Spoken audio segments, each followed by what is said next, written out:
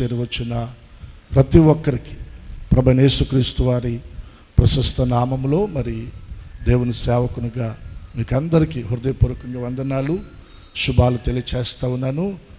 ఇబ్బంది అనుకోకుండా కొంచెం నవ్వుతా పక్కవారికి వందనాలు చెప్పండి, ప్రైజ్ లాడ్ అని చెప్పండి, ప్రైజ్ లాడ్ అని చెప్పండి. దేవుడు మనందరికీ సమాధానాన్ని కలగచేయునుగాక. సమాధానం అనేది దేవుని ద్వారా కలుగుతుంది. పౌలు అంటాడు, ఆత్మ కలిగించు ఐక్యత. ఇది ఎక్కడ నిక్షిప్తమై దాచబడిందంటే సమాధాన బంధము చేత ఆత్మ కలిగించు ఐక్యతను మీరు కాపాడుకొనుచు అంటాడు. మనం కాపాడుకోవలసిన వాటిల్లో ఒకటేంటంటే ఐక్యతను మనం కాపాడుకోగలిగితే ఐక్యతలో జీవం, ఆశీర్వాదం, బలము ఇవన్నీ కూడా నిక్షిప్తమై ఉన్నవండి. ఎక్కడ ఐక్యత లేదో అక్కడ బలం ఉండదు, అక్కడ జీవం ఉండదు, అక్కడ ఆశీర్వాదము కూడా ఉండదు. ఎక్కడ ఐక్యత ఉంటుందో అక్కడ బలము, జీవము, ఆశీర్వాదం అక్కడ ఉంది. కాబట్టి మన కుటుంబాల్లో మనం సమాధాన స్థితిని కలిగి ఉండాలి, సంఘములో సమాధాన స్థితిని మనం కలిగి ఉండాలి, సమాజంలో కూడా మనం సమాధాన స్థితిని మనము కలిగి ఉండాలి. కుటుంబం అన్న తర్వాత, సంఘం అన్న తర్వాత, సమాజం అన్న తర్వాత చిన్న చిన్నవి వస్తూ ఉంటాయి, పోతూ ఉంటాయండి. వాటిని మన మనసులో పెట్టుకొని మనసులో వాటికి గూడు కట్టి వాటిని పెంచి పెద్ద చేసి మనం సమాధాన స్థితిని కోల్పోకూడదు. సమాధాన స్థితిని మనం కోల్పోకూడదు. సమాధాన స్థితిని కోల్పోవటం ద్వారా దేవుని ద్వారా అనుగ్రహించబడే ఆశీర్వాదాలు మనం కోల్పోతామండి. ఈ లోకంలోనికి మనం ఏం తీసుకొని రాలేదు, ఈ లోకంలో నుండి మనం ఏం తీసుకొని కూడా వెళ్ళం. భూమి మీద దేవుడు మనకిచ్చిన ఆయుష్కాలం, భూమి మీద మనం జీవించే కొద్ది కాలంలో మనము మన కుటుంబంతో, సంఘముతోటి, సమాజము అనగా ఇరుగు పొరుగు వారితోటి మనం సమాధాన స్థితిని కలిగి జీవించగలిగితే దానికి మించిన ధన్యత ఇంకొకటి ఉండదండి. దేవునికి ఒకసారి 2 చేతులెత్తి స్తోత్రం చెల్లిద్దాం. ఇది అపవాది మనలో పాడు చేస్తాడు. దుష్టుడు దానిని చెదరగొట్టే ప్రయత్నం చేస్తాడు. ప్రార్థనా పూర్వకంగా దేవుని సన్నిధిలో దానిని మనం కాపాడుకోగలిగితే, దేవుని సహాయము ద్వారా దాన్ని మనం మన జీవితాల్లో మనం కలిగి ఉండగలిగితే నిశ్చయముగా దేవుని ద్వారా మనమందరము కూడా దీవించబడుదుముగాక. చాలా సంతోషం. ఈ సమయంలో దేవుని వాక్యాన్ని మనం ధ్యానం చేద్దాం. చూడండి, యెషయా గ్రంథం 60వ అధ్యాయం 1వ వచన భాగం. ఒకరు చదువుతుండగా మీరందరూ కూడా బైబిల్ కలిగినటువంటి వారు బైబిల్ తెరచి ఈ మాటలు మీరు గమనించాలని మనం చేస్తున్నాను.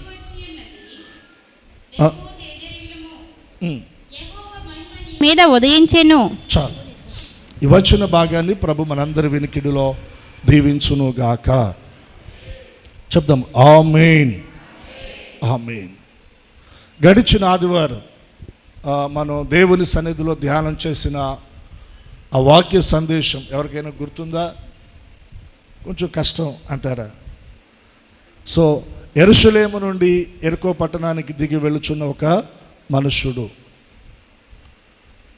2 ఆరాధనలో కూడా అదే అంశం మీద మనం ధ్యానం చేయడం జరిగింది. ఈరోజు నేను ప్రభు దగ్గర ప్రార్థన చేస్తూ ఉంటుంటే ప్రభు ఈ వచ్చిన భాగాన్ని నా హృదయంలోనికి తీసుకుని వచ్చారు. కొద్ది సమయం చదవబడిన ఈ వచ్చిన భాగంలో నుండి కొన్ని మాటలు మనం చక్కగా ధ్యానం చేద్దామండి. ఆ వచ్చిన భాగంలో ఉన్న మాటలు నేను పలుకుతా, నాతో కలిసి మీరు కూడా చెప్పండి. నీకు వెలుగు వచ్చి ఉన్నది, లెమ్ము, తేజరిల్లుము, యెహోవా మహిమ నీ మీద ఉదయించెను. ఎంతమందికి సంతోషంగా ఉంది ఈ మాటలను బట్టి? బిగ్గరగా స్తోత్రం చెప్పండి. ఈ ఆదివారపు ఆరాధనలో దేవుని వెలుగు మన మీదకి వచ్చింది. ఆయన మహిమ మన మీద ఉదయిస్తూ ఉంది. మనం తేజరిల్లబోతా ఉన్నాం. మనం ప్రకాశించబోతా ఉన్నాం.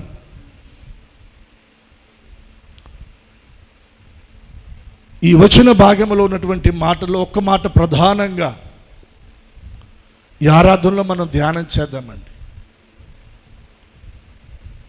నీకు వెలుగు వచ్చి ఉన్నది, లెమ్ము, తేజరిల్లము, యెహోవా మహిమ నీ మీద ఉదయించెను. యెహోవా మహిమ నీ మీద ఉదయించెను. వెలుగు వచ్చి రెడీగా ఉంది. దేవుని మహిమ మన మీద కనబడతా ఉంది. తేజరిల్లే ఆ గడియలు, మనం ప్రకాశించే రోజులు మనకు దగ్గరగా ఉన్నాయి. ఇవి మన జీవితంలో అక్షరాలుగా ఆ తేజరిల్లే రోజుల్లో మనం నడిపించబడాలంటే మన వైపు నుండి మనం చేయవలసింది ఒకటి ఉంది. ఏంటదంటే దేవుడు అంటున్నాడు, లెమ్ము. ఏమంటున్నాడు చెప్పండి? లెమ్ము. లెమ్ము అన్న మాట నేను కొంచెం గట్టిగా పలికాను అనుకోండి, కూర్చున్న మీరు లేచే అవకాశం ఉంది. కూర్చున్న మనం లేవటం కాదండి. లెమ్ము అన్నటువంటి ఆ మాటలో ఉన్నటువంటి ఆంతర్యం, ఎక్కడి నుండి మనం లేవాలి, ఏ పరిస్థితుల నుండి లేవాలి, ఏ ప్రదేశం నుండి మనం లేవాలి, వీటిని దేవుని వాక్యపు వెలుగులో నుండి మనం ధ్యానం చేద్దాం. మనం లేవగలిగితే దేవుని వెలుగు మన మీద ప్రకాశిస్తుంది. మనం లేవగలిగితే దేవుని మహిమ మన మీద ఉదయిస్తుంది. మనం లేవగలిగితే మనం తేజరిల్లుతాం. లేవలేదనుకోండి, మన మీద దేవుని వెలుగు ప్రకాశించదు, దేవుని మహిమ మన మీద కనబడదు, తేజరిల్లే ఆ పరిస్థితులు మన జీవితంలో ఉండవండి. ఇంకా కన్నీళ్ళు, ఇంకా దుఃఖము, నిట్టూర్పు, బలహీనతలు, శాపము, నిందలు, అవమానకరమైన పరిస్థితులు, ఎటు వెళ్ళినా ప్రతికూల ఆ పరిస్థితులు మనం ఎదుర్కోవాల్సి వస్తుంది. వాటన్నిటిని దాటి తేజరిల్లే అనుభవంలోనికి మనం రావాలని దేవుడు కోరుకుంటున్నాడు. దేవుడు ఈ ఉదయకాలపు ఆరాధనలో ఆయన మాట్లాడుతున్నాడు. యెహోవా మహిమ నీ మీద ఉదయించున్నట్లుగా, నీ మీద వెలుగు ప్రకాశించున్నట్లుగా నువ్వు లేవాలి. లెమ్ము, తేజరిల్లుము. ఇదే మాటను క్రొత్త నిబంధనలో కూడా దైవజనుడైనటువంటి పౌలు గారు ఎఫెసీ సంఘంతో మాట్లాడుతున్నాడండి. మీరు చూడండి, ఎఫెసీ పత్రిక 5వ అధ్యాయము మీరు 14వ వచన భాగాన్ని మీరు గమనించగలిగితే, అందుచేత నిద్రించుచున్న నీవు మేల్కొని మృతులలో నుండి లెమ్ము, క్రీస్తు నీ మీద ప్రకాశించునని ఆయన చెప్పుచున్నాడు. ఎవరు చెప్పుచున్నారు? సేవకులు మనుషులు కాదు. సేవకులను మరుగు చేసి దేవుడు చెప్తున్నాడు, దేవుడు మాట్లాడుతున్నాడు. క్రీస్తు మహిమ, ఆయన వెలుగు నీ మీద ప్రకాశిస్తూ ఉంది. ఎప్పుడు? దేవుని వాక్యం అంటా ఉంది, అందుచేత నిద్రించుచున్న నీవు మేల్కొని మృతులలో నుండి లెమ్ము. ఎక్కడి నుండి లేవాలి మనం? మృతులలో నుండి లేవాలి. మృతమైన స్థితిలో నుండి మనం లేవాలి. మృతమైన అనుభవాల్లో నుండి మనం లేవాలి. మృతులలో నుండి నువ్వు లేవాలి. లెమ్ము. యెహోవా వెలుగు నీ మీదకి వస్తూ ఉంది. నువ్వు తేజరిల్లే, నువ్వు ప్రకాశించే గడియలు సమీపంగా ఉన్నాయి. దేవుని మహిమ నీ మీద ఉదయించబోతా ఉంది. దేవుని మహిమ నీ మీద ఉదయించి నువ్వు తేజరిల్లాలంటే నువ్వు లేవాలి. ఎక్కడి నుండి లేవాలి అంటే మృతులలో నుండి నీవు లేవాలి. మృతమైన స్థితిలో నుండి నీవు లేవాలి. ఈ మృతమైన స్థితి పరిశుద్ధాత్మ దేవుడు ప్రకటన గ్రంథంలో యోహాను ద్వారా తెలియచేశాడు. ఏమని తెలియచేశాడంటే, నీవు జీవించుచున్నావని పేరు మాత్రం ఉంది, కానీ నీవు మృతుడవే. ఎందుకంటే నువ్వు చల్లగానైనా లేవు, ఇటు చూస్తే వెచ్చగానైనా లేవు. దేవుడు అంటున్నాడు, ఉంటే నువ్వు చల్లగానైనా ఉండు, లేదా వెచ్చగానైనా ఉండు. నులివెచ్చని స్థితి అది నీకొద్దు. ఈ నులివెచ్చని స్థితి దేన్ని సూచిస్తుందంటే నామకార్థ భక్తిని, నామకార్థ స్థితిని సూచిస్తూ ఉందండి. ఇలా నామకార్థ స్థితి కలిగినటువంటి వారిని ఉద్దేశించి పరిశుద్ధాత్మ దేవుడు ప్రకటన గ్రంథంలో తన సేవకుని ద్వారా తెలియచేస్తూ ఉన్నాడు. నీవు జీవించుచున్నావన్న పేరు కనబడుతుంది, కానీ నీవు మృతుడవే. నీ క్రియలు మృతమైనవి. దాన్ని ఇంకా మనం స్పష్టంగా చెప్పుకోవాలంటే మన ఆధ్యాత్మిక అనుభవాలు, మన ప్రార్థన అనుభవాలు, పరిచర్య అనుభవాలు, దేవునితో మనకున్న సహవాస అనుభవాలు ఏమైపోయినాయి అంటే మృతమైపోయినాయి. పేరు మాత్రం ఉంది, నేను క్రైస్తవుడను. పేరు మాత్రం ఉంది, నేను క్రీస్తును కలిగిన వాడను, ఆదివారం మందిరానికి వెళుతున్నవాడనని పేరు మాత్రం ఉంది. ఆ పేరులో తగినటువంటి జీవం, క్రియలు నీలో కనబడటం లేదని దేవుడు మాట్లాడుతూ ఉన్నాడండి. ఈ రోజున ఆత్మీయ స్థితిలో మృతమైనటువంటి మనము ఆ మృతమైన అనుభవాల్లో నుండి మరలా తిరిగి మనం లేవాలి అని దేవుడు కోరుకుంటూ ఉన్నాడు. లేమో ఇంకెంతకాలము నువ్వు నామకార్థ స్థితిలో, నులివెచ్చని స్థితిలో నువ్వు ఉంటావు. అక్కడి నుండి నువ్వు లేవగలిగితే దేవుని వెలుగు నీ మీద ప్రకాశిస్తూ ఉంది, ఆయన మహిమ నీ మీద ప్రకాశిస్తూ ఉంది. నువ్వు తేజరిల్లుతావు. చూడండి, ఎఫెసీ పత్రికలో 14వ వచనంలో 5వ అధ్యాయం 14వ వచనంలో, అందుచేత నిద్రించుచున్న నీవు మేల్కొని మృతులలో నుండి లెమ్ము, క్రీస్తు నీ మీద ప్రకాశించునని ఆయన చెప్పుచున్నాడు.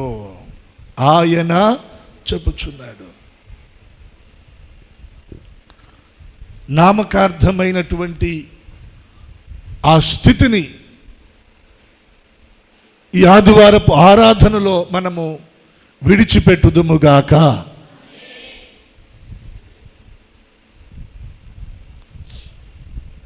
మన ఇళ్ళల్లో ట్యూబ్ లైట్లు ఉంటాయి కదా, అవి మాడిపోయినప్పుడు ఎలా వెలుగుతాయి చెప్పండి? ప్రతి 2-3 సెకండ్లకి వెలుగుతా ఆరిపోతా. అలా వెలుగుతూ ఆరిపోతా ఉన్న చోట మనం కూర్చొని ప్రశాంతంగా ఉండగలమా? చిరాకు వచ్చేస్తుందా రాదా? అది ఆరిపోయినా పూర్తిగా ఇబ్బంది ఉండదు, వెలిగితే అసలు ఇబ్బంది లేదు. వెలుగుతూ ఆరిపోతూ ఉందనుకోండి, అక్కడ ఉన్నటువంటి వారికి చిరాకు వచ్చేస్తుంది. ఆత్మీయ స్థితిలో మృతమైన అనుభవం అంటే అదే. అటు వెలగను లేము, ఇటు ఆరిపోను లేము. వెలుగుతూ ఆరిపోతూ లేదా ఇటు దేవుని మందిరము, అటు లోకము, ఇటు దైవ సంబంధమైన ఆధ్యాత్మిక వాటిలో మనము పాలొందుతూనే మళ్ళా లోక సంబంధమైన ఆచారాలలో కూడా వాటిని కూడా కోరుకోవటం, వాటికి కూడా మన జీవితంలో స్థలం ఇవ్వటం. ఇటు దేవుడు, అటు లోకం. ఇటు దైవారాధన, అటు లోక సంబంధమైన ఆచారాలు, రెండిటిని పెనవేసుకొని సాగే ప్రయాణమే ఆత్మీయ స్థితిలో మృతమైన అనుభవం. అవి నిర్జీవ క్రియలని దైవజనుడు మాట్లాడుతూ ఉన్నాడు. మీరు చూడండి, ఎఫెసీ పత్రిక 5వ అధ్యాయంలోని 10వ వచనాన్ని మీరు చూడండి. కనుక ప్రభువుకి అది ప్రీతికరమైనదో దానిని మీరు పరీక్షించండి. రెండు చేతులు ఎత్తి స్తోత్రం చెప్పండి. ఏదైనా ఒక దాన్ని మనం కొనేటప్పుడు దాన్ని మనం ఏం చేస్తాం? పరీక్షిస్తాం. మంచిగా ఉందా లేదా. చివరికి కూరగాయలు కొనేటప్పుడు కూడా మనం పరీక్షిస్తాం. మంచిగా ఉన్నాయా, వడిలిపోయినాయా, మంచిగా ఉన్నాయా, కుళ్ళిపోయినాయా, మంచిగా ఉన్నాయా, ముదిరిపోయినాయా, చూస్తామా లేదా, పరీక్షిస్తాం. పరీక్షించి మంచిగా ఉన్న వాటినే మనం తీసుకుంటాం. మన జీవితంలో ఏది కొనేటప్పుడైనా మనం దాన్ని పరీక్షిస్తాం. పరీక్షించే దేన్నైనా మనం తీసుకుంటామండి. దైవజుడైన పౌలు కూడా ఏమంటున్నాడంటే, ప్రభువుకి ఏది ప్రీతికరమైనదో దానిని మీరు పరీక్షించండి. మన భక్తిలో, ప్రభువును మనం ఆరాధించే విషయంలో, ప్రభువును మనం సేవించే విషయంలో, ప్రభువును మనం వెంబడించే విషయంలో, ఏదో నామకార్థంగా వెళుతున్నామంటే వెళుతున్నాము, ఏదో ప్రార్థన చేసుకుంటున్నామంటే చేసుకుంటున్నాం, ప్రభువును వెంబడిస్తున్నామంటే వెంబడిస్తున్నాము కాదు. ఒక రోజున మన భక్తి దేవుని ఎదుట నిలబడాలి. దేవుని ఎదుట నిలబడాలి. దేవుని ఎదుట నిలబడినప్పుడు దేవుని ద్వారా ప్రతిఫలాన్ని పొందగలిగిన ఆ అనుభవం మనకు కావాలి. దేవుని ఎదుట నిలబడినప్పుడు మనం ఆయన ఎదుట తలెత్తుకొని సిగ్గుపడనక్కరలేని వ్యక్తులంగా ఆయన ఎదుట మనం నిలబడాలి. అటువంటి భక్తి మనం చేయాలి. అటువంటి భక్తి మనం చేయాలి. ప్రభువుకి ఏది ప్రీతికరమైనదో దానిని పరీక్షించుచు, నేను చేసేది దేవునికి ప్రీతికరంగా ఉందా, ఆయనకి ఇష్టంగా ఉందా, ఆయనకు అయిష్టంగా ఉందా, ఆయన సంతోషిస్తున్నాడా లేదా ఆయన దుఃఖపడుతున్నాడా, నేను చేస్తున్న ఈ పనుల ద్వారా, ఈ క్రియల ద్వారా నా దేవునికి సంతోషం కలుగుతుందా, దుఃఖం కలుగుతుందా అన్నది మనం పరీక్షించాలి. పరీక్షించకుండా గుడ్డివారంగా మనం వెళ్ళకూడదండి. గుడ్డివారంగా మనం వెళ్ళకూడదు. పరీక్షించి దానిని మనం చేయాలి. పరీక్షించి దాన్ని మనం చేయాలి. ఎక్కడ దాన్ని మనం పరీక్షించగలం? దేవుని వాక్యపు వెలుగులో దానిని మనం పరీక్షించగలమండి. ప్రతిరోజు దేవుని వాక్యాన్ని మనం చదవగలిగితే, ప్రతి ఆదివారం దేవుని వాక్యాన్ని వినగలిగితే, ప్రతి శనివారం దేవుని వాక్యాన్ని వినగలిగితే, సభలలో దేవుని మాటలు వినగలిగితే, వినిన మాటలను మనం గ్రహించగలిగితే, వాటిని మన హృదయంలో భద్రం చేసుకోగలిగితే, ప్రభువుకి ఇష్టంగా, ఆయనకు ప్రీతికరంగా మనం జీవించగలం. ప్రభువుకి ఏది ప్రీతికరమైనదో దానిని మీరు పరీక్షించి అలాగే మీరు చేయండి. ఎలా చేయాలి చూడండి, అక్కడ ఏమంటున్నాడో, వెలుగు సంబంధుల వలె నడుచుకొనుడి, నిష్ఫలమైన అంధకార క్రియలలో పాలివారయుండక. నిష్ఫలమైన అంధకార క్రియలు. నిష్ఫలమైన అంటే దాని వలన ప్రయోజనము లేదు. ప్రయోజనము లేని దానిని మీరు ఎందుకు చేస్తున్నారు? దాని వలన మీకు ఏమి ఉపయోగం, ఏమి ప్రయోజనం, దాని వలన మీకు ఏం మేలు కలుగుతుంది? నిష్ప్రయోజనమైన దాన్ని మీరు ఎందుకు చేస్తున్నారు? మీరు పరీక్షించండి, మీరు ఆలోచన చేయండి. మీరు చేసేది ప్రయోజనకరమైనదేనా? దాని వలన మీకు ఉపయోగం కలుగుతుందా? దాని వలన మీకు మేలు కలుగుతుందా? ఒకసారి మీరు పరీక్షించండి. పరీక్షించి మీరు ఆ ప్రకారంగా వెలుగు సంబంధుల వలె మీరు నడుచుకోండి అంటున్నాడండి. అంధకార క్రియలు. ఏ క్రియలు అంటే అవి? అంధకార క్రియలు. అంధకార క్రియలు అనగా చీకటి సంబంధమైనటువంటి కార్యాలవి. వాటిని ఏం చేయమంటున్నాడంటే ఖండించండి, వాటిని ప్రోత్సహించమాకండి, వాటిని ఎంకరేజ్ చేయమాకండి. వాటిని చేస్తున్నప్పుడు, వాటిని అనుసరిస్తున్నప్పుడు, వాటి మార్గంలో ఎవరైనా వెళుతున్నప్పుడు పర్వాలేదులని చెప్పమాకండి. వాటిని మీరు ఖండించాలి. నిష్ప్రయోజనమైన అంధకార క్రియలు, వాటి వలన మీకు ప్రయోజనము లేని వాటిని మీరు ఖండించాలి. మీరు వెలుగు సంబంధుల వలె మీరు నడుచుకోవాలి. వెలుగు సంబంధుల వలె మీరు నడుచుకోవాలి. మీరు పరీక్షించండి అంటున్నాడు. చూడండి 12వ వచనం అంటున్నాడు, ఏమంటున్నాడంటే, ఏలయనగా అట్టి క్రియలు చేయువారు రహస్యమందు జరిగించు పనులను గూర్చి మాట్లాడుటైనను అవమానకరమై ఉన్నది. సమస్తమును ఖండింపబడి వెలుగు చేత ప్రత్యక్షపరచబడును. ప్రత్యక్షపరచునది ఏదో అది వెలుగే కదా. అది వెలుగే కదా. ఒక దినాన మన క్రియలన్నీ పరీక్షించబడతాయి, మన క్రియలన్నీ ప్రత్యక్షపరచబడతాయి. అది వెలుగు చేత ప్రత్యక్షపరచబడతాయి. మన క్రియలన్నీ వెలుగులోనికి వచ్చినప్పుడు, మన ప్రవర్తన అంతా వెలుగులోనికి వచ్చినప్పుడు, మన భక్తి అంతా కూడా వెలుగులోనికి వచ్చినప్పుడు మనము సిగ్గుపడే వారంగా ఉండకూడదు.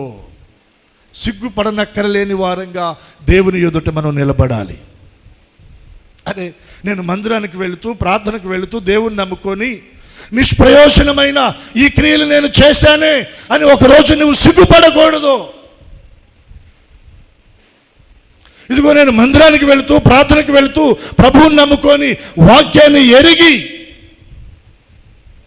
వాక్యాన్ని తెలుసుకొని, వాక్య సత్యము నాకు బోధించబడుతుండా వాటిని నా హృదయంలో భద్రపరుచుకొని, ఇదిగో నిష్ప్రయోజనమైన వాటిని నేను విడిచిపెట్టాను, అంధకార సంబంధమైన క్రియలను నేను విడిచిపెట్టాను, నా దేవుల్లో నేను యథార్థంగా, నమ్మకంగా, నీతిగా, భక్తిగా నేను జీవించాను అని ఒక దినాన ప్రభు దగ్గర నిలబడినప్పుడు మనం ఎలా ఉండాలంటే ధైర్యంగా ఉండాలి.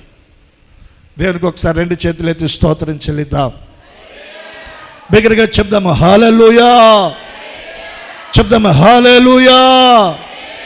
నిష్ఫలమైన అంధకార క్రియలలో పాలివారై ఉండక పరిశుద్ధాత్మ దేవుడు మన అంతరంగంలో, మన మనస్సాక్షి ద్వారా, మన హృదయంతో ఆయన మాట్లాడతాడు. నిష్ఫలమైన అంధకార క్రియలేవో ఆయన మనకు తెలియచేస్తాడు. మనం దేవుని వాక్యాన్ని వింటున్నాం, గ్రహిస్తున్నాం, మనకు అర్థమవుతా ఉంది. అపవాది మనల్ని మోసగించున్నట్లుగా వాడు మనకేసే ముసుగు యేసు నామములు అది తొలగించబడునుగాక. వెలుగు సంబంధుల వలె మనము నడుచుకోవాలి. వెలుగు సంబంధుల వలె మనము నడుచుకోవాలి. ఒక రోజున ప్రభు ఎదుట నిలబడినప్పుడు మనం ధైర్యంగా ఆయన ఎదుట నిలబడాలి. ఇంకా ఎవరైనా ఒకవేళ నిష్ఫలమైన అంధకార క్రియలలో ఒకవేళ పాలివారైన ఆ ఆధ్యాత్మిక మృతమైన స్థితిలో ఉంటే దేవుడు ఏమంటున్నాడంటే అక్కడ నుండి నీవు లేవాలి. గతంలో ఏదో అయిపోయింది, ఇక దేవుడు నీకు ఒక అవకాశం ఇస్తున్నాడు. ఇక వాటిని విడిచిపెట్టు, వాటిని వదిలిపెట్టు. ఆ స్థితి నుండి, ఆ పరిస్థితుల నుండి, ఆ అనుభవాల నుండి దేవుని దగ్గర ఒక తీర్మానం చేసుకొని నువ్వు లేవగలిగితే ఆయన వెలుగు నీ మీద ఉదయిస్తూ ఉంది, ఆయన మహిమ నీ మీద కనబడుతూ ఉంది. నిశ్చయముగా దేవుడు నిన్ను తేజరిల్ల చేస్తాడు. లేదు, నువ్వెన్నైనా చెప్పు, నువ్వెంత గొంతు చించుకొని నోరు పగిలేటట్టు అరిసి దేవుని మాటలు చెప్పినా, నా జీవితం నాది, నా ఇష్టం నాది, నాకు నచ్చినట్లు, నాకు తోచినట్లు, అది దేవునికి సంతోషమైన, దేవునికి ఒకవేళ సంతోషం లేకపోయినా నాకు అనవసరం, నాకు తోచినట్లు నేను చేస్తానంటే సేవకులంగా మేమేమి చేయలేం. దేవుడు కూడా 1-2 మార్లు ఆయన మనల్ని హెచ్చరిస్తాడు. ఆ తర్వాత దేవుడు కూడా విడిచిపెట్టేస్తాడు.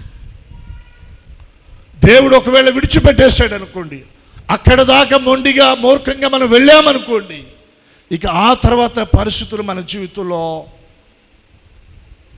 మనలను అంధకారం కమ్మేస్తుందండి, చీకటి మనలను కమ్మేస్తుంది. ఇంకా అప్పుడు మనం ఎంత ఎలుగెత్తి కేకలు పెట్టి మొరపెట్టి ఏడ్చిన ప్రయోజనం ఉండదు. దేవుని వాక్యం అంటా ఉంది, నేడు అను సమయం ఉండగానే. ఎప్పుడంట? నేడు అను సమయం ఉండగానే. దేవుడు మనకు అవకాశం ఇస్తూ ఉండగానే, దేవుడు మనల్ని హెచ్చరిస్తూ ఉండగానే, దేవుడు మనల్ని సరిచేస్తూ ఉండగానే మనము సరిచేయబడుదుముగాక, మనము దిద్దబడుదుముగాక, మనము మార్పు చెందుదుముగాక, మారు మనసు పొందుదుముగాక, క్రియలను మార్చుకుందుముగాక, వెలుగు సంబంధుల వలె దేవుని సన్నిధిలో మనము నడుచుదుముగాక. నిష్ప్రయోజనమైన అంధకార క్రియలలో మనము పాలువారమై ఉండక వాటిని మనము ఖండించుదుముగాక. ఖండించాలి, ప్రోత్సహించకూడదు. వాటిలో మనం పాలువారం కాకూడదండి. ఎందరికో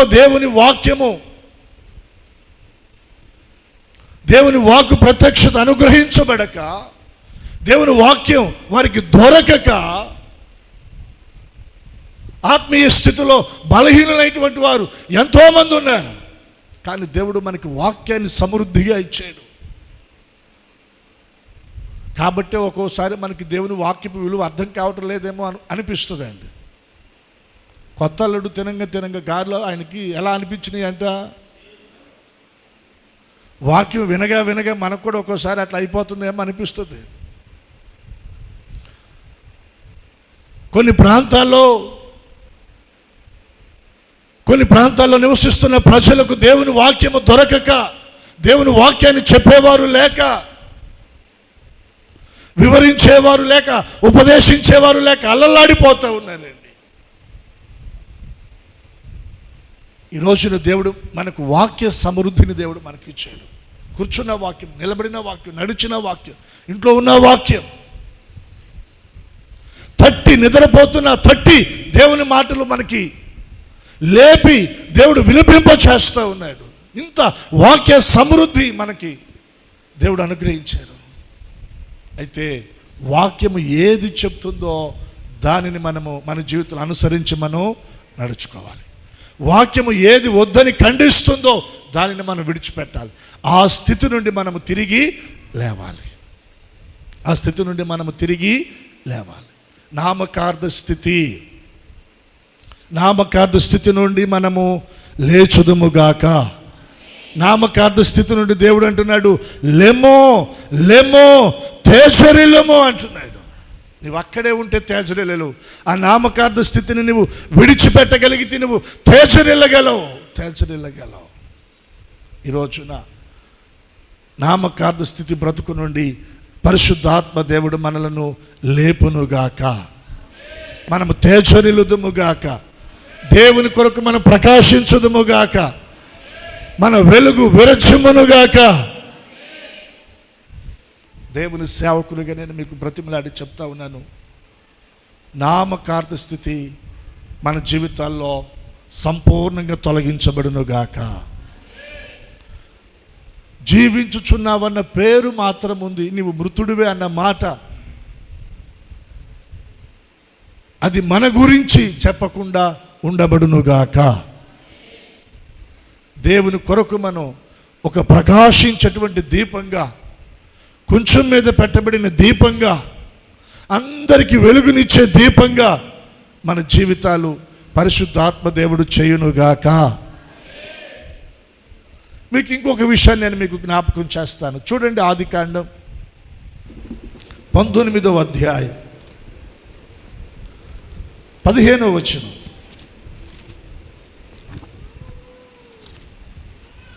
చూడండి, బైబిల్ తెరిచి తెల్లవారినప్పుడు ఆ దూతలు 19వ అధ్యాయం 15వ వచనం. తెల్లవారినప్పుడు ఆ దూతలు లోతును త్వరపెట్టి లెమ్ము ఈ ఊరి దోష శిక్షలో నశించిపోకుండా నీ భార్యను ఇక్కడనున్న నీ ఇద్దరు కుమార్తెలను తీసుకుని రమ్మని చెప్పెను. జాగ్రత్తగా గమనించండి ఈ మాటలు. దేవుని దూతలు లోతు దగ్గరకు వచ్చి లోతుతో మాట్లాడుతూ ఉన్నారు. లోతు ఎవరు చెప్పండి? అబ్రహాం యొక్క రక్త సంబంధికుడు. అబ్రహామును దేవుడు పిలిచినప్పుడు, అబ్రహాముకు దేవుడు చెప్పిన ప్రదేశానికి అబ్రహాము వెళుతున్నప్పుడు లోతు కూడా అబ్రహామును వెంబడించినవాడు. అబ్రహామును ఆశీర్వదించిన దేవుడు, అబ్రహామును బట్టి దేవుడు లోతును కూడా ఆస్వాదించాడు. క్రొత్త నిబంధనలో లోతును గూర్చి పరిశుద్ధ ఆత్మదేవుడు ఓ సందర్భంలో తెలియచేసిన మాట, లోతు నీతిమంతుడుగా దేవుడు మాట్లాడాడు. లోతు ఎవరు చెప్పండి? నీతిమంతుడు. ఈ లోతును గూర్చి దేవుని దూతలు మాట్లాడుతూ ఉన్నారు. ఏమని మాట్లాడుతూ ఉన్నారు? తెల్లవారినప్పుడు ఆ దూతలు లోతును త్వరపెట్టి ఏమంటా ఉన్నారు? లెమ్మో ఈ ఊరి దోష శిక్షలో నశించిపోకుండా నీ భార్యను ఇక్కడనున్న నీ ఇద్దరు కుమార్తెలను తీసుకొని రమ్మని చెప్పెను. ఈ ఊరి దోష శిక్షలో నీవు నశించిపోకూడదు. ఏ ఊరది? సొదొమ గొమొర్రా పట్టణాలండి. ఆ రోజుల్లో, ఆ కాలంలో సొదొమ గొమొర్రా పట్టణాలు మహానగరాలుగా పిలువబడ్డాయి, జంట నగరాలుగా పిలువబడ్డాయి, అభివృద్ధి చెందిన పట్టణాలుగా పిలువబడ్డాయండి. ఆర్థికంగా స్థిరపడినటువంటి పట్టణాలుగా పిలువబడ్డాయి సొదొమ గొమొర్రా పట్టణాలు.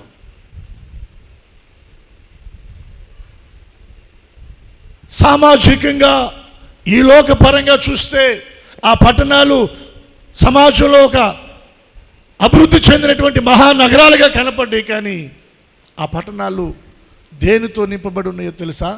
పాపముతో నింపబడి ఉంది. దేనితో? పాపముతో నింపబడి ఉందండి. ఆ పాపము ఆకాశాన్ని అంటిందంట.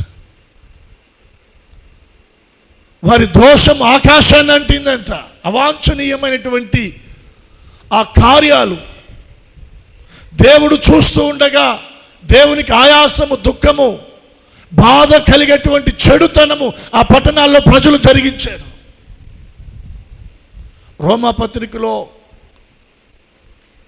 ఆ మాట జ్ఞాపకం చేస్తాడండి దైవజనుడు. వ్యభిచార సంబంధమైన అవాంఛనీయమైన దేవుడు పెట్టిన క్రమాన్ని దాటి చాలా విరోధమైనటువంటి వాటిని వారు ఆ పట్టణాల్లో ప్రజలు ఆ కార్యాలు చేశారంట. దేవుడు చూసి తట్టుకోలేకపోయాడు. ఆ పట్టణాలను గూర్చిన మొర ఆకాశానికి వెళ్ళిపోయిందంట. ఈయన అక్కడెందుకున్నాడు అన్నది కూడా మనం ఆలోచన చేయాలి. ఈయన నీతిమంతుడు కదా, అబ్రహాము రక్త సంబంధికుడు కదా, అబ్రహాముతో పాటు దేవుణ్ణి వెంబడించిన వాడు కదా, దేవుని ఎరిగినవాడు కదా, దేవుని తెలుసుకున్నవాడు కదా. మరి పాపముతో నిండిపోయిన ఆ పట్టణాలు, ఆ ప్రదేశంలో, ఆ స్థలాల్లో ఎందుకు లోతు కుటుంబం అక్కడుంది? అక్కడికి ఎందుకు వెళ్ళాడినా? 2-3 మాటల్లో నేను మీకు వివరంగా చెప్తానండి. అబ్రహామును వెంబడిస్తూ ఉన్నాడు కదా లోతు. అబ్రహామును దేవుడు ఆస్వాదించాడు. అబ్రహాముతో పాటు లోతును కూడా దేవుడు ఆస్వాదించాడు. ఎంతగా ఆస్వాదించాడంటే, అబ్రహాము లోతు ఇద్దరు కలిసి ఒక చోట నివసించలేనంతగా వారి సంపదను దేవుడు విస్తరింపచేశాడంటండి. ఒక దినాన ఏం జరిగిందంటే, అబ్రహాము పశువుల కాపర్లకి, లోతు పశువుల కాపర్లకి జగడం వచ్చిందంట. ఈ పశువులకు నీళ్లు పెట్టే దగ్గర కానివ్వండి, లేదా వాటిని మేపే దగ్గర కానివ్వండి, లేదా వాటిని తోలుకొని వెళుతున్నప్పుడు ఒకవేళ ఆ మంద ఈ మంద కలిసి ఒకవేళ ఏదైనా వాటిని మరలా చక్కబెట్టుకునే విషయంలో కానివ్వండి, పశువుల కాపరుల దగ్గర జగడం వచ్చింది. ఆ జగడం పెరిగి పెరిగి పెరిగి ఆ జగడం ఎవరి దాకా వెళ్ళిందంటే యజమానులకి ఆ విషయం తెలిసింది. అబ్రహాము పనివారు పశువుల కాపర్లు ఆ విషయాన్ని చెప్పారు. లోతు పశువుల కాపర్లు కూడా ఆ విషయాన్ని లోతుకు చెప్పారు. ఇప్పుడు అబ్రహాము లోతును పిలిపించాడు. లోతును పిలిపించి లోతుతో మాట్లాడుతున్నాడు. ఏమని మాట్లాడుతున్నాడు తెలుసా? లోతు, మనమిద్దరము కూడా బంధువులం, మనం రక్త సంబంధికులం, నీకు నాకు మధ్యన రక్త సంబంధం ఉంది, మనం బంధువులం, మన మధ్యన జగడాలు ఉండకూడదు, కొట్లాట్లు ఉండకూడదు, గొడవలు ఉండకూడదు. మన మధ్యన ఏముండాలంటే సమాధానం ఉండాలి. ఏముండాలి? సమాధానం ఉండాలి. నా పశువుల కాపర్లకి నీ పశువుల కాపర్లకి మధ్యన జగడం జరుగుతుంది. కాబట్టి ఓ పని చేద్దాం. దేవుడు నన్ను ఆస్వాదించాడు, దేవుడు నిన్ను కూడా ఆస్వాదించాడు. కాబట్టి ఓ పని చేద్దాం. ఈ ప్రదేశం అంతా నీ ఎదుటుంది, ఈ ప్రదేశం అంతా నీ ఎదుటుంది. ఓ పని చేయి, నువ్వు తూర్పుకి వెళ్తావా? నీ పని వాళ్ళను నీ పశువుల మందలను తీసుకొని నువ్వు తూర్పుకి వెళితే నేను పడమటికి వెళ్తాను. ఒకవేళ నీ పశువులను నీ పశువుల మందలను పశువుల కాపర్లను తీసుకొని నీవు ఉత్తరానికి వెళ్తావా? నేను దక్షిణానికి వెళ్తాను. ఎందుకు ఈ మాట చెప్తున్నానంటే మనమిద్దరము కూడా బంధువులం, మన మధ్యన గొడవలు ఉండకూడదు, మన మధ్యన సమాధానం కావాలి. కాబట్టి ఈ ప్రదేశం అంతా నీ ఎదుటుంది. ఒక నిర్ణయానికి నీవే రా, అవకాశం నీకే ఇస్తున్నా, నీవే చెప్పు ఓ మాట అని ఇంత అవకాశం లోతుకి ఇచ్చాడు అబ్రహాం. అప్పుడు అబ్రహాం ఏమనాలి? నిన్ను విడిచిపెట్టి నేను ఎక్కడికి పోతాను బాబాయ్, లేకపోతే అన్నయ్య, నిన్ను విడిచిపెట్టి నేను ఎక్కడికి పోతాను? నిన్ను బట్టి నేను దేవుని తెలుసుకున్నా, నిన్ను బట్టే దేవుడు నన్ను ఆస్వాదించాడు. సమస్య ఎక్కడుంది? పశువుల కాపరుల దగ్గర. వాళ్ళని పిలిపించి నేను మాట్లాడతా, వాళ్ళని నేను మందలిస్తా, సమస్య నేను పరిష్కరిస్తా, నేను నీతోనే ఉంటాను అని లోతు అనాలా. కానీ లోతు అలా ఏమన్నాడు? లోతు ఏం చేశాడంటే కన్నులెత్తి చూశాడంటే, కన్నులెత్తి చూడగానే సొదొమ గొమొర్రా పట్టణాలు లోతు దృష్టిలో కనపడ్డాయి. అవి ఎలా ఉన్నాయంటే పచ్చగా ఉన్నాయంట. ఇంకా చెప్పాలంటే ఏదోను తోట వలె ఉన్నాయంట. పాపం ఎప్పుడు మన కన్నులను ఆకర్షిస్తుంది, మన కన్నులకు పాపం ఎప్పుడు రమ్యంగానే కనపడుతుందండి. కానీ దానికి మనం ఆకర్షించబడి మనం అక్కడికి వెళ్ళకూడదు. ఇంత చక్కటి ఆత్మీయ అనుబంధాన్ని, సహవాసాన్ని, ఆశీర్వాదాన్ని, దేవుణ్ణి లోతు విడిచిపెట్టి సొదొమ గొమొర్రా పట్టణాలు ఆకర్షించగా ఆ ఆకర్షణకు లోనైనటువంటి వాడై, అబ్బా ఏదోను తోట వల్లే పచ్చగా ఉన్నాయి ఈ పట్టణాలు, లోతుతో ఉంటే ఏముందిలే, అబ్రహాముతో ఉంటే ఏముందిలే, ఆ పట్టణాలకు వెళితే నేను ఇంకా దీవించబడతాను, ఇంకా నేను ఆస్వాదించబడతాను, ఇంకా నేను గొప్ప చేయబడతాను అనుకున్నాడు. ఎవరిని విడిచిపెట్టాడు? అబ్రహామును విడిచిపెట్టాడు. అసలు ఆ రోజు ఆ స్థితి లోతుకి ఎవరిని బట్టి వచ్చింది? అబ్రహామును బట్టి. ఆ అబ్రహామును విడిచిపెట్టాడు. ఒక్కోసారి మనకు అర్థం కాదు, చిన్న చిన్నవి పరిష్కరించుకుంటే సరిపోయే వాటిని, సరిదిద్దుకుంటే సరిపోయే వాటి దగ్గర సరిదిద్దుకోకుండా, పరిష్కరించుకోకుండా మొండిగా మూర్ఖంగా కొన్ని బంధాలను విడిచిపెట్టి దూరంగా వెళ్ళిపోతాం. ఏదో బాగుపడిపోదామని. బాగుపడటం కాదు, పతనానికి వెళ్ళిపోతామండి, నాశనానికి వెళ్ళిపోతాం. ఆత్మీయులను, ఆత్మీయ నాయకులను, సహవాసాన్ని, దేవుని సన్నిధిని మనం విడిచిపెట్టకూడదు. నేను మీకు ప్రారంభంలోనే చెప్పాను, కుటుంబం అన్న తర్వాత, సంఘం అన్న తర్వాత, సమాజం అన్న తర్వాత చిన్న చిన్నవి వస్తూ ఉంటాయి, ఎవరి ద్వారానో వస్తూ ఉంటాయి. వాటిని మనం ఏం చేయాలంటే చక్కగా కూర్చొని ప్రార్థన చేసుకొని వాటికి పరిష్కారాన్ని వెతుక్కోవాలి. దేవుని పాదాలు పట్టుకొని మనం అడగాలి, దేవుడు సమాధాన స్థితిని కలగచేస్తాడు. అలా లోతు చేయలా. అవకాశం వచ్చింది, ఈ అవకాశం కోసం ఎదురు చూస్తున్నాను అన్నట్టుగా లోతు కళ్ళెత్తి సొదొమ గొమొర్ర పట్టణాలను చూశాడంట. చాలామంది తల్లిదండ్రులు విడిచిపెట్టి అలా వెళ్ళిపోతుంటారు. వీరితో ఉంటే ఏముంటుంది? సపరేట్ అయ్యి బయటికి వెళ్ళిపోతే బాగుపడవచ్చు, డెవలప్ అవ్వచ్చు, స్వేచ్ఛ వస్తుంది, అది వస్తుంది, ఇది వస్తుంది అని. దానివల్ల మనం నష్టపోతాం. అబ్రహామును విడిచి సొదొమ గొమొర్ర పట్టణాల వైపు వెళ్ళినా లోతుకి నష్టమే జరిగింది, కానీ లాభం జరగలేదండి. సొదొమ గొమొర్ర పట్టణాలకు వెళ్ళిపోయి అక్కడ నివసిస్తున్నాడు లోతు. అబ్రహాము దేవుని దగ్గర ప్రార్థన చేశాడు, అయ్యా లోతు వెళ్ళిపోయాడు, సొదొమ గొమొర్ర పట్టణాల వైపు వెళ్ళాడు, మరి ఇప్పుడు నేను ఇటు వెళ్ళమంటావా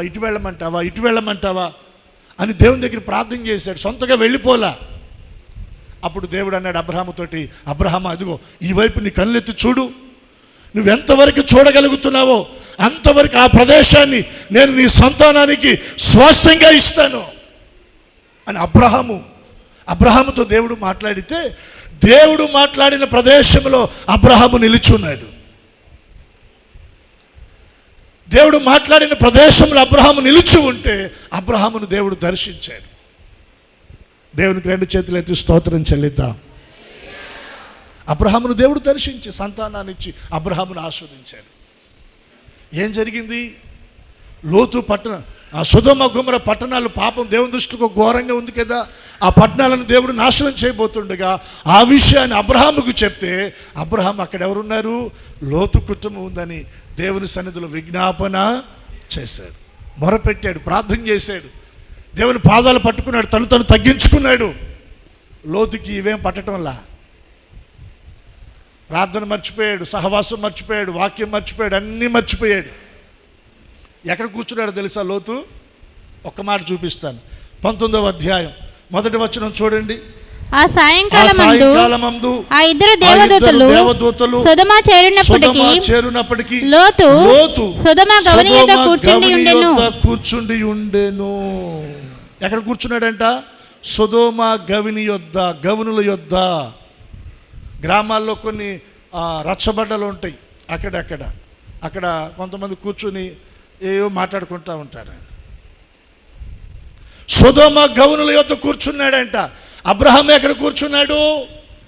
18వ అధ్యాయం ప్రారంభంలో చూస్తే, మరియు మమ్రే దగ్గర ఉన్న సింధూర వనములో అబ్రహాము ఎండవేళ గుడారపు ద్వారమందు కూర్చున్నాడు. యెహోవా అతనికి కనపడ్డాడు. గుడారపు ద్వారము, దేవుని గుడారపు ద్వారము, దేవుని సన్నిధిలో దేవుని పాదాల దగ్గర అబ్రహాం కూర్చున్నాడు. లోతు ఎక్కడ కూర్చున్నాడు? గవనుల దగ్గర కూర్చున్నాడు. దేవుని పిల్లలకు, దేవుని సేవకులకు, దేవుని సన్నిధికి దూరమైన లోతు జీవితంలోనికి లోకము, దాని ఆశలు, లోక సంబంధమైన అవన్నీ కూడా లోతు జీవితంలోకి వచ్చేసి సొదొమ గొమొర్ర గవనుల దగ్గర కూర్చుని అక్కడ పంచాయతీలు చేస్తూ ఉన్నాడండి. అక్కడ కబుర్లు చెప్తా ఉన్నాడు, లోక సంబంధమైన విషయాలను చర్చిస్తూ ఉన్నాడు. అన్నీ పోయినాయి. ప్రార్థన పోయింది, సహవాసం పోయింది, వాక్యం చదువుకోవడం పోయింది, దేవుని మందిరం పోయింది, ప్రభు బల్లారాధన పోయింది, అన్నీ పోయినాయి. ఇక లోతు జీవితంలోకి ఏమొచ్చినాయి? తిరణాలు వచ్చినాయి, సంబరాలు వచ్చినాయి, సినిమాలు వచ్చినాయి, సీరియళ్ళు వచ్చినాయి, జోకులు వచ్చినాయి, వ్యంగ్యంగా మాట్లాడటం, అపహాస్యం చేయడం, ఇవన్నీ చోటు చేసుకుని లోతు జీవితంలోనికి. కానీ దేవుని ఉగ్రత లోతు మీదకి రాకున్నట్లుగా అబ్రహాము విజ్ఞాపన అడ్డుపడతా ఉంది. ఈ రోజున మనం ఒకవేళ భక్తిలో దిగజారిపోయి భక్తిహీనులమైనప్పటికీ కూడా దేవుని ఉగ్రత మన మీదకి రాకుండా ఆగుతుంది అంటే ఎవరో మన కోసం ఏం చేస్తూ ఉన్నారు? విజ్ఞాపన చేస్తూ ఉన్నారు. నీ కొరకు దేవుని సన్నిధిలో అడ్డుపడతా ఉన్నారు.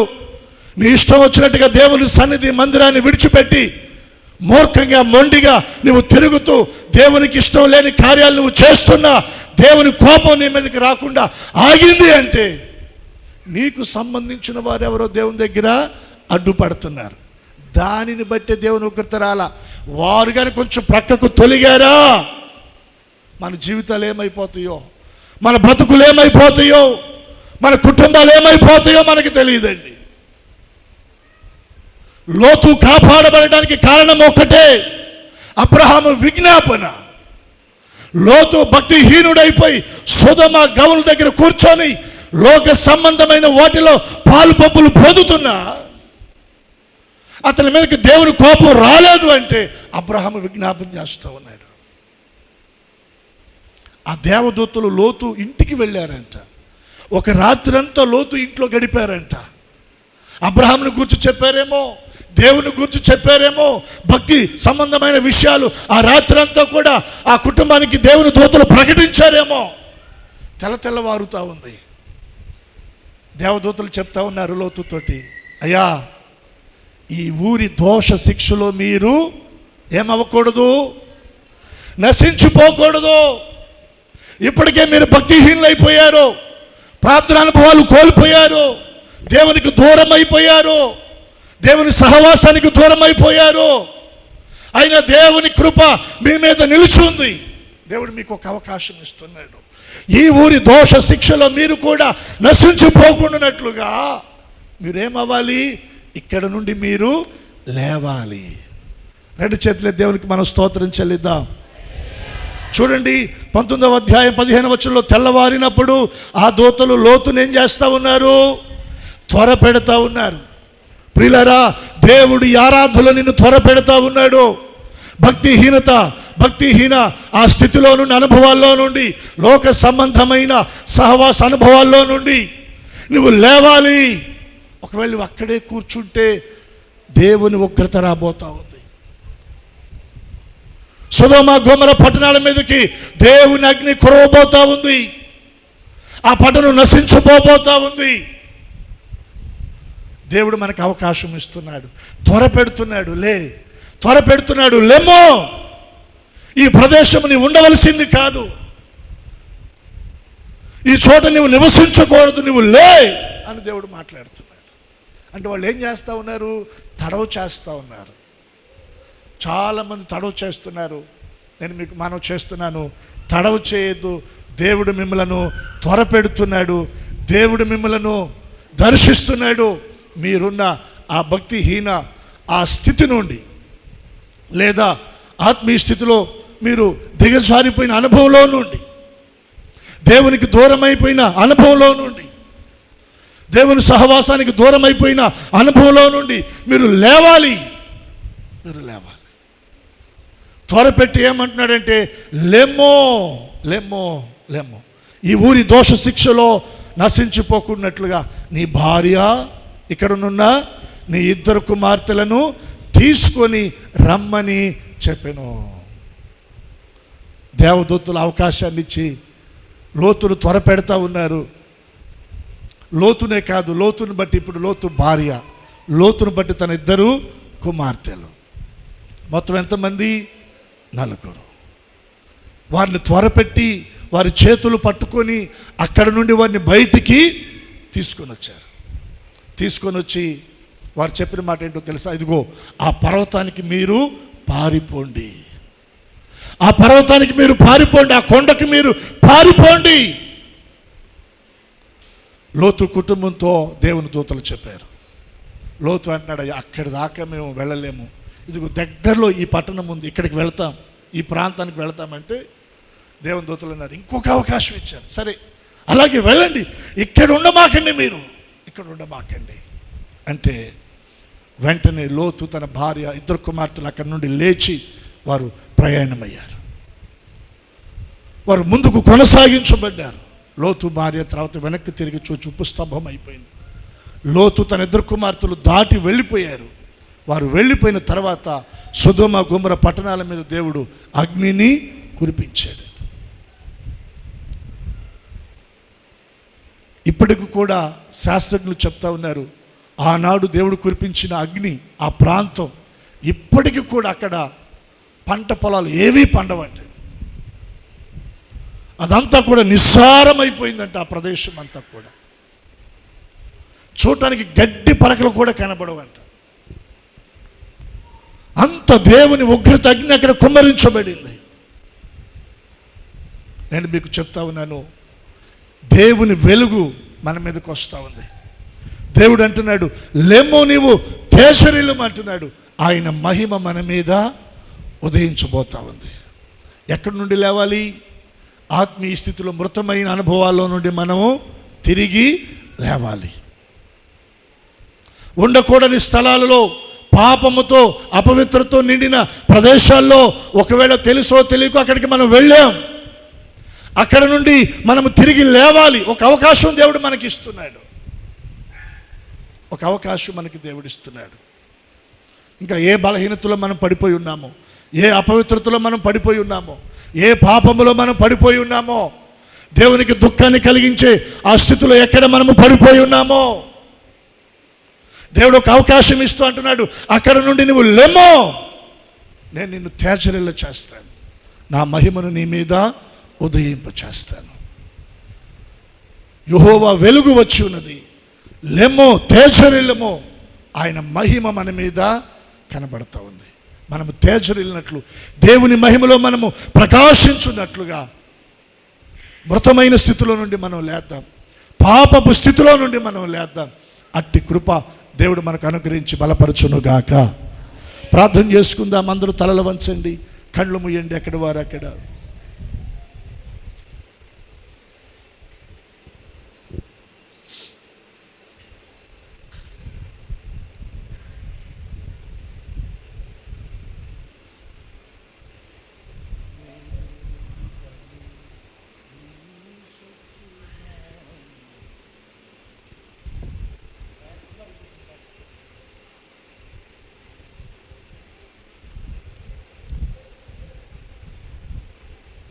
ఎక్కడ వారు అక్కడ ప్రార్థనలో ప్రభు తట్టు చూద్దాం. ఈ ఉదయకాలపు ఆరాధనలో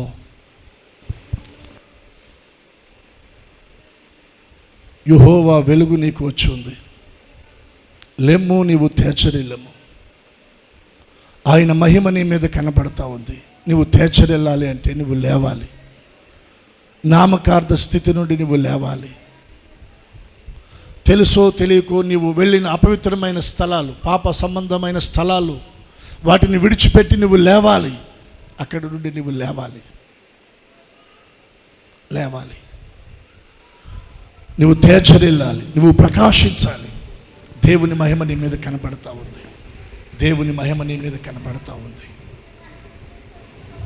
హల్లెలూయా, హల్లెలూయా, హల్లెలూయా. స్తోత్రం, స్తోత్రం, స్తోత్రం, స్తోత్రం, స్తోత్రం, స్తోత్రం, హల్లెలూయా. స్తోత్రం, స్తోత్రం, స్తోత్రం, స్తోత్రం,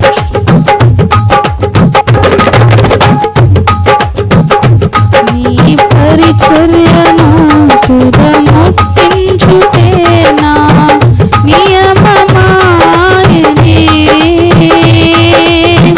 నీ సన్నిధిలో నీ పొందుకోరి నీ స్నేహితుడానైతిని.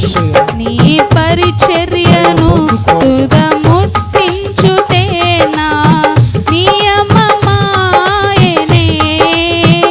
నీ సన్నిధిలో నీ పొందుకోరి నీ స్నేహితుడానైతిని. ఆహా నా ధన్యత, ఓహో నా భాగ్యము, ఏమని వివరింతును యేసయ్యా, ఏమని వివరింతును. ఆహా నా ధన్యత, ఓహో నా భాగ్యము, ఏమని వివరింతును యేసయ్యా, ఏమని వివరింతును. నేనెందుకని నీ సొత్తుగా మారితిని. యేసయ్యా నీ రక్తముచే కడుగబడినందునా. యేసయ్యా నీ రక్తముచే కడుగబడినందునా. నీ అనాది ప్రణాళికలో హర్షించెను నా హృదయ సీమ. నీ అనాది ప్రణాళికలో హర్షించెను నా హృదయ సీమ. నీ హర్షిస్తావు. నేనెందుకని నీ సొత్తుగా మారితిని. స్తోత్రం. యేసయ్యా నీ రక్తము చే కడుగబడినందున. యేసయ్యా నీ రక్తము చే కడుగబడినందున. నీ శ్రమలలో పాలొందుటయేనా దర్శనమాయనే. రాతను అందున శ్రమలు సహించి నీ వారసుడనైతిని. నీ శ్రమలలో పాలొందుటయేనా దర్శనమాయనే. నాతను అందున శ్రమలు సహించి నీ వారసుడనైతిని. ఆహా నా ధన్యత, ఓహో నా భాగ్యము. ఆహా నా ధన్యత, ఓహో నా భాగ్యము. ఏమని వివరింతును యేసయ్యా, ఏమని వివరింతును. ఆహా నా ధన్యత, ఓహో నా భాగ్యము. ఏమని వివరింతును యేసయ్యా, ఏమని వివరింతును. నీలోనే నుండుటే నాలో నీ ఉండుటే. నీలోనే నుండుటే నాలో నీ ఉండుటే. నీలోనే నుండుటే నాలో నీ ఉండుటే. నీలోనే నుండుటే నాలో నీ ఉండుటే. నా ఆత్మీయానుభవమే పరిశుద్ధాత్ముని అభిషేకముతో నే పరిపూర్ణత చెందిన. నీలోనే నుండుటే నాలో నీ ఉండుటే. నీలోనే నుండుటే నాలో నీ ఉండుటే. నీలోనే నుండుటే నాలో నీ ఉండుటే. నీలోనే నుండుటే నాలో నీ ఉండుటే. నా ఆత్మీయానుభవమే పరిశుద్ధాత్ముని అభిషేకముతో నీ పరిపూర్ణత చెందెదా. ఆహా నా ధన్యత, ఓహో నా భాగ్యము. ఏమని వివరింతును, ఏమని వివరింతును. ఆహా నా ధన్యత, ఓహో నా భాగ్యము. ఆహా నా ధన్యత, ఓహో నా భాగ్యము. ఏమని వివరింతును, ఏమని వివరింతును. ఆహా నా ధన్యత, ఓహో నా భాగ్యము. ఆహా నా ధన్యత, ఓహో నా భాగ్యము. ఆహా నా ధన్యత, ఓహో నా భాగ్యము. ఆహా నా ధన్యత, ఓహో నా భాగ్యము. ఏమని వివరింతును యేసయ్యా, ఏమని వివరింతును. ఏమని వివరింతును యేసయ్యా, ఏమని వివరింతును. ఆహా నా ధన్యత, ఓహో నా భాగ్యము. ఆహా నా ధన్యత, ఓహో నా భాగ్యము. ఆహా నా ధన్యత, ఓహో నా భాగ్యము. ఆహా నా ధన్యత, ఓహో నా భాగ్యము. ఏమని వివరింతును, ఏమని వివరింతును. ఏమని వివరింతును, ఏమని వివరింతును. యేసయ్యా నీ రక్తము చే కడుగబడినందున.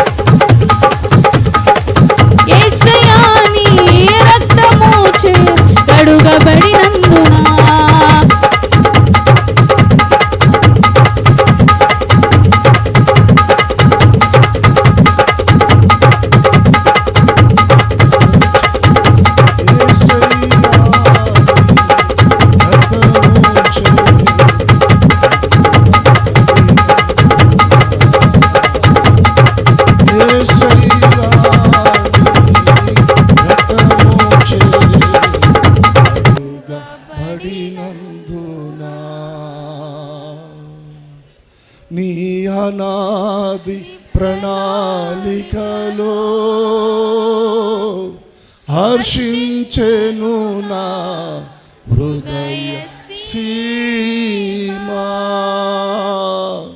నీ అనాది ప్రణాళికలో హర్షించెను నా హృదయ సీమా. పరిశుద్ధ తండ్రి, మీకు వందనాలయ్యా. ఈ ఉదయకాలపు ఆరాధనలో మేము ప్రకాశించున్నట్లుగా, మేము తేజరిల్లినట్లుగా మమ్మలను లెమ్మని మీరు మాట్లాడుతున్నారు. ఏ విషయాల్లో మేము లేవాలో మీరు మా ముందు తేటగా అనుభవాలను ఉంచారు. ఆయా స్థితుల్లో నుండి మేము లేచిన వారమై తేజరిల్లున్నట్లుగా మీ కృప, మీ సన్నిధిలో నిలిచిన ఒక్కొక్కరి మీద మీరు నిలిపి బలపరిచి ప్రకాశింపచేసి తేజరిల్లింపచేసి మీ కొరకై సాక్షులుగా నిలబెట్టి మహిమ పొందమని దీవించమని యేసు నామమున ప్రార్థించి అడుగుచున్నాము తండ్రి. అందరం చెప్దాం ఆమేన్.